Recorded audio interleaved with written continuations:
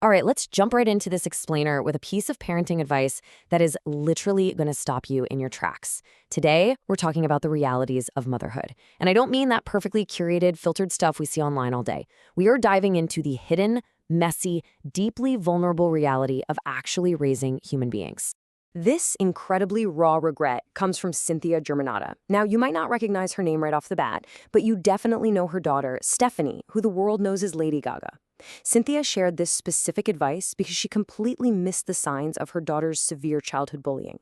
And why did she miss it? Because Stephanie had great grades. She was performing well. It's a brilliant illustration of a terrifying truth for any parent. Pain doesn't always show up the way we expect it to. Sometimes the kid bringing home the absolute perfect report card is actually the one who's hurting the most. Section 1. Behind the anchor's desk. Now, let's contrast that deeply vulnerable parenting moment with the highly polished public persona of the woman who actually gathered this advice, NBC News anchor Sheinelle Jones. Starting back in the 2000s, she built this incredibly successful, fast-paced career. She went from Northwestern University to hustling through local news in Springfield, Tulsa, and Philly. By 2014, she hits the big leagues on NBC's Weekend Today and eventually becomes a permanent co-host of Today's Fourth Hour. To the outside world, she was projecting this flawless image of someone who had the whole shebang perfectly and effortlessly under control. Section 2. The illusion of control. But behind the scenes, well, Sheinelle was running what she literally calls a try-momathon. She was desperately trying to juggle a demanding 6-day-a-week broadcast career with a toddler son, Cayenne, and newborn twins, Uche and Clara. Picture this for a second. She's home alone, utterly exhausted. She's standing at the top of her uncarpeted stairs, wearing slippery socks, and she's holding her infant daughter, Clara. Her mind is a million miles away, operating in that sleep-deprived, chaotic survival mode, thinking about her massive to-do list instead of, where her feet are actually standing. And then, suddenly, boom, boom, boom. Sheinelle violently slips and goes bouncing hard down the stairs. Instinctively, she tucks her baby tightly into her chest. When she finally lands at the bottom, she's literally too terrified to open her eyes. She's so afraid she's hurt her daughter or that Clara is going to be screaming.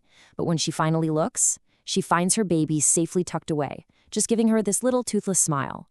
It was a jarring, terrifying wake-up call. Those physical bruises were exactly the reminder she needed to slow down, stay mindful, and stop letting distractions endanger what actually mattered most. Section 3. An unthinkable diagnosis. So Sheinelle really takes that lesson on the stairs to heart. She's beginning to find her footing, but just as she does, life delivers an absolute gut punch. In the early fall of 2023, her healthy 45-year-old husband Uche crosses a triathlon finish line and suddenly starts having trouble speaking. That single incident leads to an unthinkable reality. He has an aggressive, incurable brain cancer called glioblastoma. Sheinelle ultimately dedicated her book to their children, Cayenne, Uche, and Clara Josephine, because overnight she was instantly transformed from a TV anchor into a fierce medical advocate and caregiver, fighting an 18-month battle for her husband's life. And this leads us to what is absolutely the emotional climax behind the creation of her book, Through Mom's Eyes. Less than a week after that horrific diagnosis, Uche goes in for his very first brain surgery. Sheinelle is sitting right there by his bed, completely terrified of what his condition will be when he wakes up. Well, he finally opens his eyes and he recognizes her, which is just a massive relief. But do you know what his selfless first words to her were? "Where's your laptop?"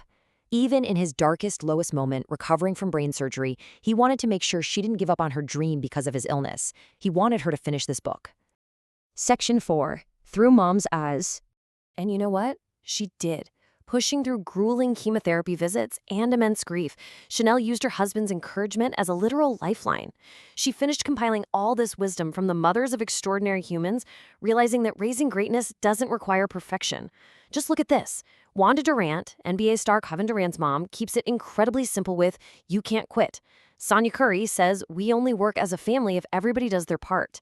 And Luz Towns Miranda, Lin-Manuel Miranda's mom, has this wonderful cardinal rule. Our children don't leave until they know how to dance. How great is that? Raising successful kids takes teamwork, resilience, and instilling a really deep, unapologetic sense of joy.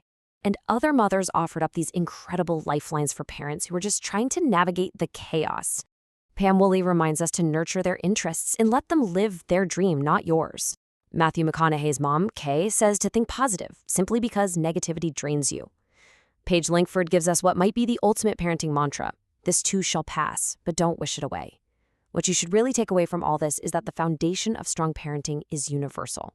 Whether you're raising a future superstar or you are literally just trying to get through a busy Tuesday morning, the playbook is exactly the same. So, bringing this all full circle, Sheinelle's terrifying wake-up call on the stairs, Uche's devastating diagnosis, and Cynthia Germanotta's deepest regret, they all force us to hit pause. They force us to ask ourselves, are we truly seeing the people standing right in front of us? Are we so caught up in the illusion of control, so buried in the busyness of our daily routines, that we're completely missing the hidden signs that our loved ones need us? So I want to leave you with this final thought today. Close your laptop. Be present. Before you move on to whatever your next task is, before you check another email or mindlessly scroll through another feed, I want you to ask yourself, what is one distraction you can put away right now to truly look someone you love in the eye and listen to them? Don't wait for a literal fall down the stairs or an unthinkable diagnosis to wake you up. Start right now.